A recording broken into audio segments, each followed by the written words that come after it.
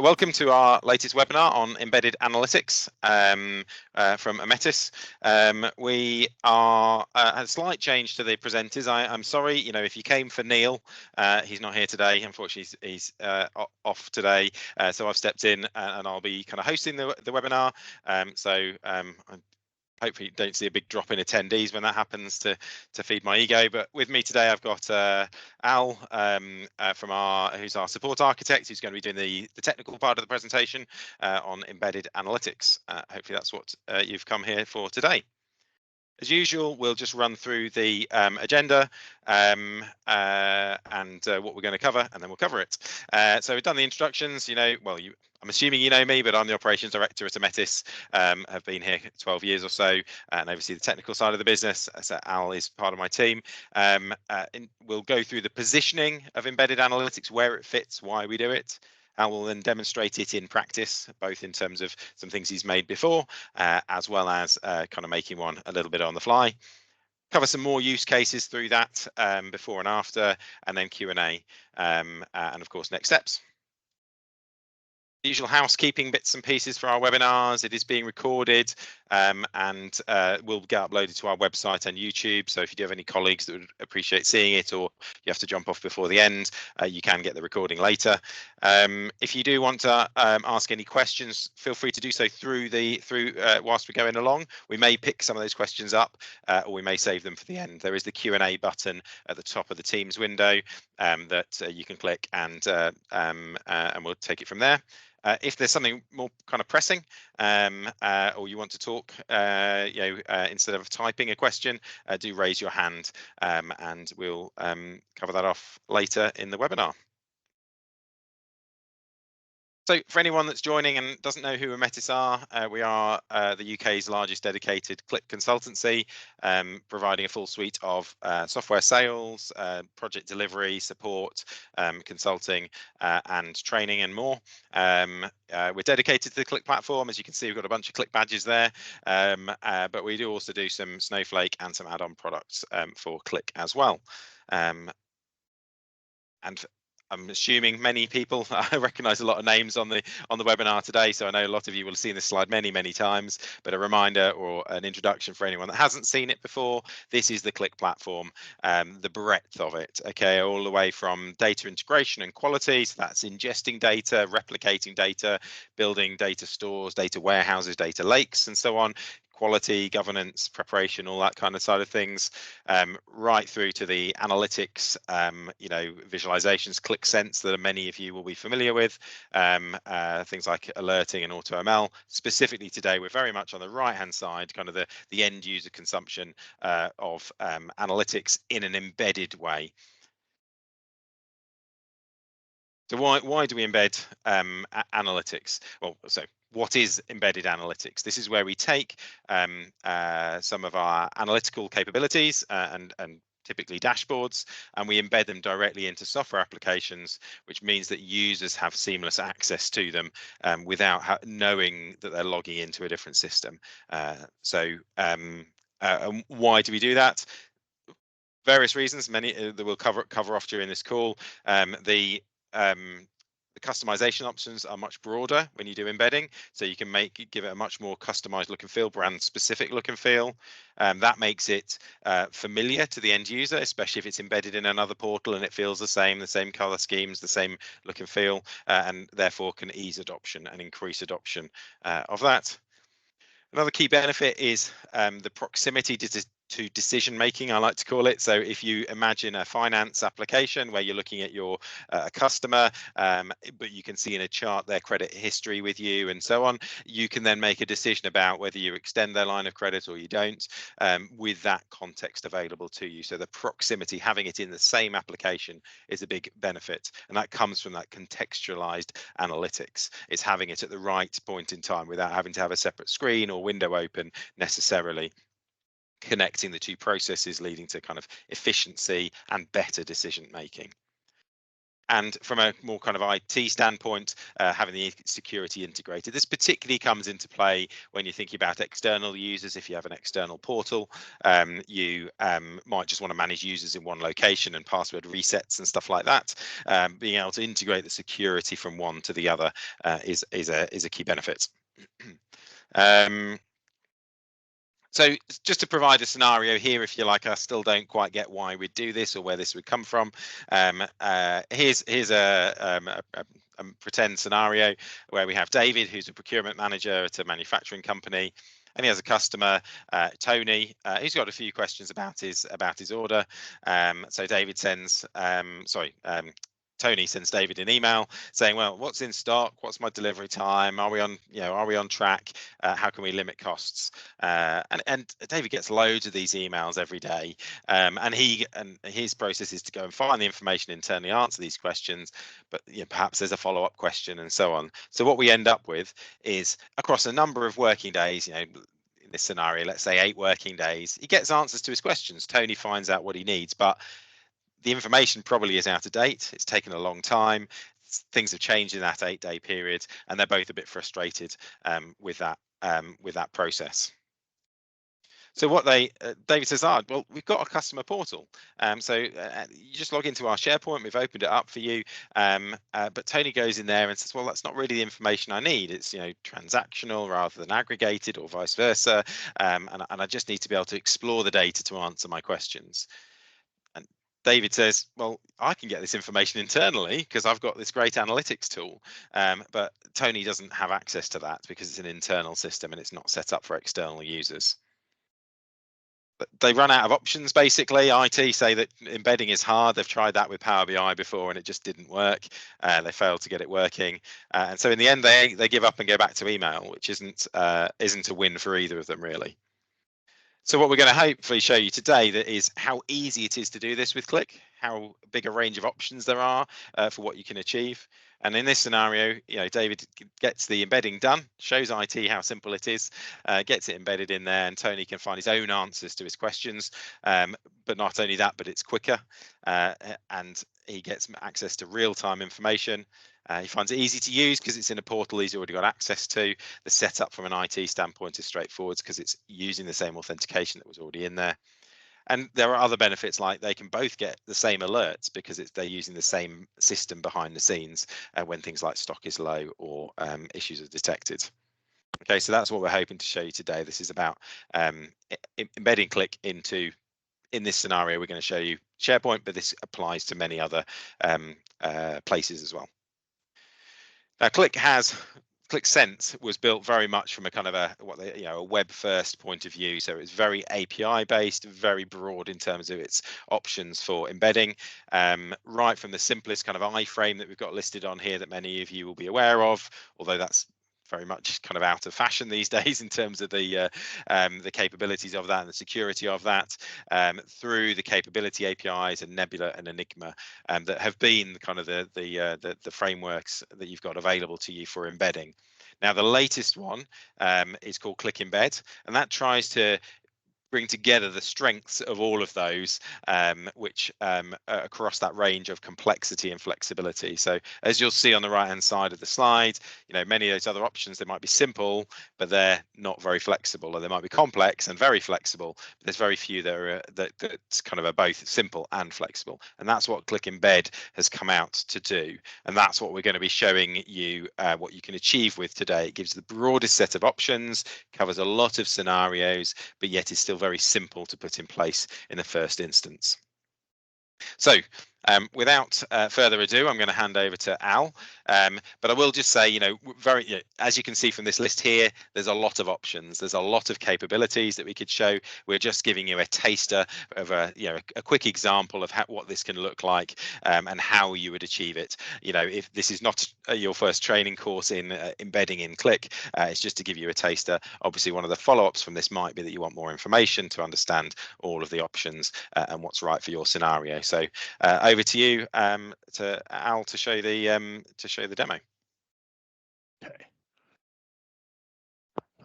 So first off, I'm going to start by sharing my Google Chrome browser. and I'm going to go over to our SharePoint site. The SharePoint I've pre-configured to have some content in about the 3 different ways you can embed things from Qlik using the Qlik Embed objects. The first instance, you can use multiple visualizations. This is single visualizations, but you can put as many on as you like. There's a single sheet, so a whole single sheet, and then there's the app experience. So if I go through to multiple visualizations first, what this is single visualizations from Qlik. It's not limited to a single app.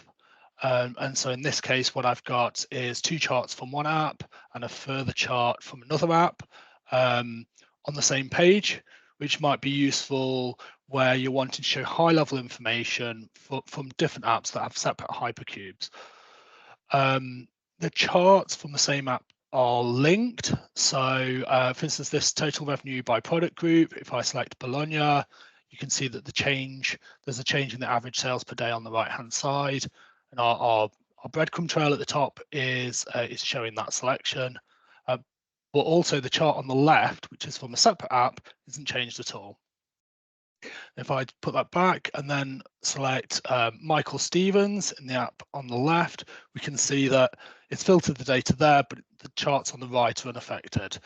That's those. More HTML coding is required using this method because I've had to code for CSS and HTML to lay them out on the page in a nice way. And you know, there was a small HTML piece of code for each individual chart. Now, by default, there is no selection bar provided with the charts, which could make analysis difficult. But Qlik do provide the selections bar object as well, which you can connect to the relevant app for the charts that you have on the page. We'll then go over to the single sheet. So this is actually a single sheet from an app, and so the layout is as it is defined in the app, which means that there's less HTML code required than with the multiple visualizations route, because it's taking all of those charts from the sheet in one go, and so there's just a small piece of code that relates to that specific sheet to render it on the page. And as before, there is no selection bar provided. And so obviously Qlik provide this extra bit of functionality where you can add a selections bar in with its own piece of code. And finally, moving on to the app experience. This is a full Qlik Sense app kind of embedded into your system. So you know, this screen will look very familiar to anyone who's used Qlik before, particularly Qlik Sense. So as well as having the breadcrumb trail like we had in our selections bar on the examples that I showed, we also have our bookmarks bar. We have actually access to all of the sheets of the app, and we can navigate between them in the normal way we would in Qlik Sense. This does give us maximum compatibility for visualizations because Qlik Cloud renders the app for you and then provides a kind of a link to that onto your page. Whereas with the single sheets and multiple visualizations options, the rendering is done in for each individual chart, and that there are some limitations around which charts can be displayed. What I will do is go through and an example. I have not tidied this up from when I was practicing, so let me try that again. So I've got a blank page ready to add something to. I'm going to go into the selection in SharePoint and add an embed object. And then what I will do, I will paste in my embed code that I have ready for the page I want to add. I just paste that in at the side and then republish that. Okay. And so once the setup's done, actually configuring it in the end application is relatively straightforward. If we were to go back to you can see that actually the code itself was just a very short one line of code.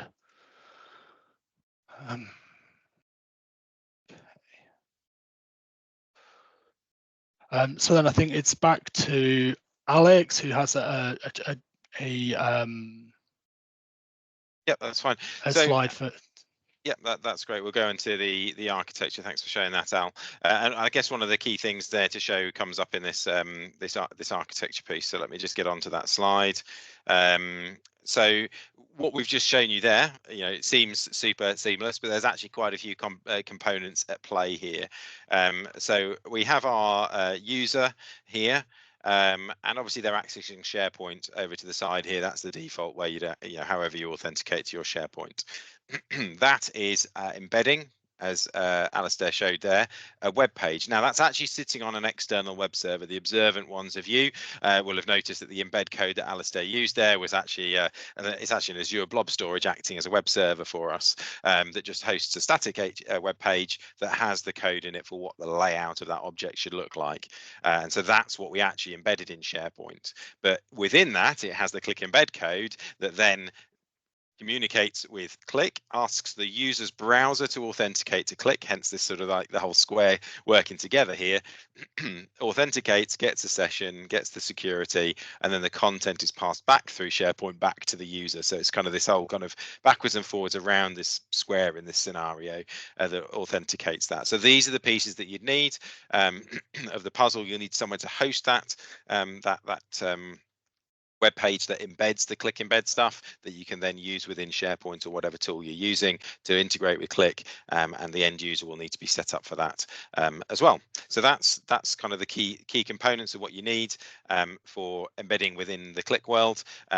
For Qlik Embed, there are other ways that this can work. It's just the scenario we've shown you there. So just to go into a few other before we get into kind of Q&A in a couple of slides time. So do please ask your questions like Andy's been asking in the chat. I'll run through a couple more kind of fleshing out of use cases, and then we'll move on to those. So one, we talked a lot about customer portals, websites, extranets. The screenshot on the side here is from a Lloyd's of London customer portal. They're a customer that we work, a portal. They're a customer that we work with. And the key things you might be trying to achieve here is, providing that access to external parties, customers, suppliers, even the public potentially. If it's not an authentication thing, it's just a publicly available. Saving that time and cost from self-service, not the inquiries coming in. Having that look and feel that fits with your corporate branding, consolidating information from multiple sources if you've got disparate systems but you want to show them in one place, and obviously that kind of, if you have got an authentication for a portal, leveraging that rather than re-implementing and having to manage multiple accounts. So that's a sort of an external use case. Couple of internal use cases as well. You might have it on your intranet. Again, that's more typically what SharePoint is used for, an intranet type thing. And examples here might be, you've got a leave booking process where you fill in a SharePoint form. You might want your a chart next to it showing where you're up to in your leave usage for the year, what you've got booked, what you've taken, and so on. Or perhaps you've got some health and safety stuff where you've got a health and safety report form that you need to fill in, and again alongside that you can show some analytics of the trends over time or the types of incident, or or when this type of incident last happened. So there's lots of options about putting the information close to those decision making, or where it's useful to have that information on an internal site, which is pretty similar in many ways to these line of business applications. So you might embed this in your finance system, in your CRM system, your ERP, something like Salesforce or Dynamics, or whatever you're using for it. Again, putting it close to the activity that you can drive off the back of that. So hopefully that's given you a real, quick taster. Appreciate it's been a bit of a whistle stop kind of, 20 minutes of slides and demos. So really would welcome your questions now, both technical, commercial, or anywhere relating to embedding with Qlik. So I know Andy's going to jump on now with some questions that have come in, but feel free to keep adding because we've got a few minutes left. Yeah, so I'll go through some of that Q&A, Alex, if that's okay. Sure. So we've got a question that's coming that says, how does it work from a licensing point of view? For example, what do the SharePoint users without Qlik licenses see on the screen?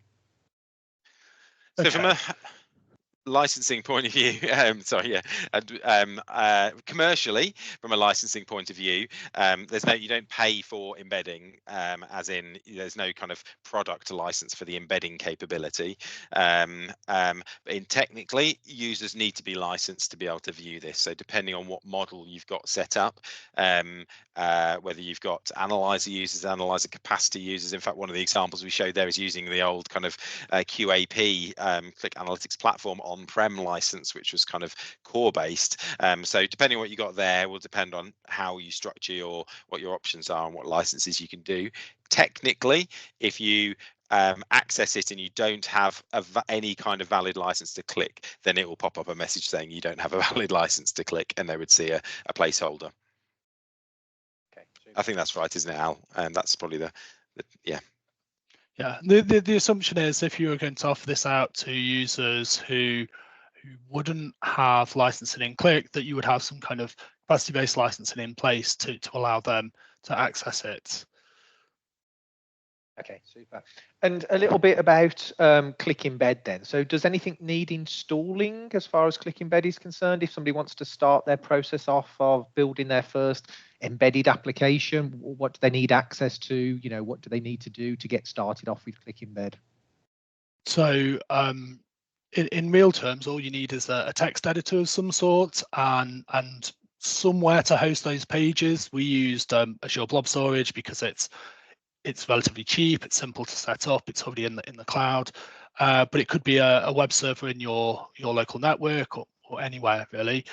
There's no specific software needed to make this work. It's all kind of built off of JavaScript libraries that Qlik provide to you as part of your existing licensing. Okay, super. Got a specific question that's come in here, so bear with me a second. Having explored the embedded data in Qlik, is there a way to get that found set visible in another application? For context, this person will be embedding in FileMaker. If Qlik could trigger a URL, then I could call a script in FileMaker and pass through the IDs of the current records as parameters. That's a rather specific question. That sounds like a support call to me, Hal. Does that? Well, so Qlik App Automations, if you're already in Qlik Cloud, can take input from the app that you're in via a button, which kind of processes that input and calls the automation. I think that there would need to be some conversation about whether that was the appropriate use for this case. That's certainly something I'd like to chat about down the line. Yeah, it's an interesting use case. Yeah, because you're right. It's almost doing it almost the other way, where you found your information. Now I want to do something with this thing I found. I want to pass that on to the next step, rather than embedding it in FileMaker or whatever. I'm in Qlik and now I want to do something with these 4 records. There are some kind of solutions around that allow you to kind of supplement that data or trigger actions. Some of the Infinity stuff allows some kind of workflow driver from that app automation. But equally, you could do that at a much lower level with like the engine level, if that's really what you wanted to do, and have some customized API stuff that kind of queries the engine on your current selections and gets those and passes it behind the scenes, through something that's transparent to the user. So as per that slide with all the options, there's definitely ways of doing it. It's choosing the right one for that, and what you're comfortable with in terms of development and complexity and the flexibility you need. Okay, super. And Robin, I'd say if you want some, a one-to-one session on that, do get in touch with us and we can sort of facilitate a deeper conversation on that. Just covering off some more of the questions then, assuming that this works the same on-prem as it does in SaaS, so we've demonstrated things being moved from a SaaS environment, but there are any kind of nuances in embedding your on-prem applications, Qlik applications, as it is to SaaS at all? There are some differences. There's always some differences, certainly in the back end configuration and some of the options that are available to you. We would the cloud platform is is even more set up for embedding than the on-prem stuff, partly because it's publicly available, and so you're not running on an internal website. You've not got to handle that kind of like how do you open up your Qlik externally safely and so on. So certainly some of the APIs we listed there would be exactly the same between the two, but some would be different. So yeah, if you've got a specific one you want to know about, then ping that question over to. Okay, and then is there a tutorial to get started with Qlik Embed, or where's the best kind of place to sort of start that journey off? So I would highly recommend, if you've not been before, going to qlik.dev. That's the Qlik developer site. It's updated regularly, maintained by Qlik. It's got information about Embed, about APIs. It's got really good worked examples that take you through simple cases. And in fact, some of the worked examples actually have all the resources that you need to just kind of go ahead and use them straight away for an example. I think Trish has just popped that into the chat for everyone as well. Yeah, and I'm just showing it on screen as well, just as an example. So yeah, Qlik.dev is the place to go for this, but also for other aspects of the APIs of the Qlik platform. It's very much becoming the go-to place for that, but it has some good examples that you'll find under here. Qlik Embed examples, how to embed these things, but also other areas as well if you're looking at those, including some of the capabilities and Nebula and Enigma that we mentioned before. So that script that you used in SharePoint, Al, did that script get generated from Qlik itself? No, it didn't. So I know what Craig's referring to there, that there is in the right click menu in Qlik, you can choose share, and one of the share options will be embed. It will give you an embed code. That does give you an iframe, which you can put somewhere, but it doesn't deal with the complexities of authentication.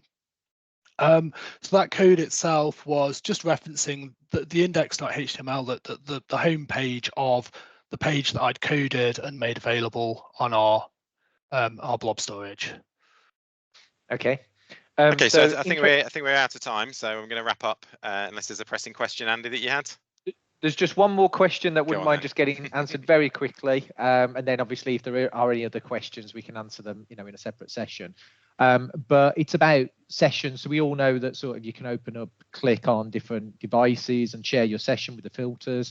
The question is it possible to dynamically generate new sessions without hard coding if multiple embed sessions are opened in tabs so that they don't share the filter status? There would be a way of doing it. I don't know off the top of my head how you do that, and it would depend on the scenario. If you've got the same page open on two screens, that would be harder. But if it's different pages, then you can have different code in those that would try and generate its own session. There are limits on the number of sessions you can have open, obviously, and if you don't want them synchronized, there's also different ways of managing that with things like just within the native Qlik functionality around alternate states and things like that can be helpful. You could leverage alternate states as part of it. Again, it depends whether you're embedding engine, visualization, apps, sheets. So there is complexity here. Whilst it's easy to get started, it's understanding the specific use case. But yeah, kind of anything is possible, although you might reach some of the kind of the guardrails, as they call them, around if you're trying to generate sessions, you end up with going over that limit. So okay, thanks for your questions. If you do want additional follow-up, I see that Trish has put an email address in there. We will go back through the Q&A if there are any more questions there, and we'll try and get back to you individually. But in terms of next steps, if you want to do get in touch through that email address, info@Ometis, or on our website ometis.co.uk. We've got blogs on there. We've got updates, best practice articles, and all sorts. There's previous webinars on YouTube. We've covered many topics. More recent ones being, tabular reporting and some of the other new functionality in the Qlik platform, and we're always sharing things on LinkedIn as well, both as a company and individually, sharing the latest and greatest around Qlik. So all that remains, I think, is for me to say thanks to Al for the risking the live demo, which is always slightly nerve-wracking, and for all of you for attending. And yeah, like I say, do let us know if there's any follow-up questions, and we'll get back to you.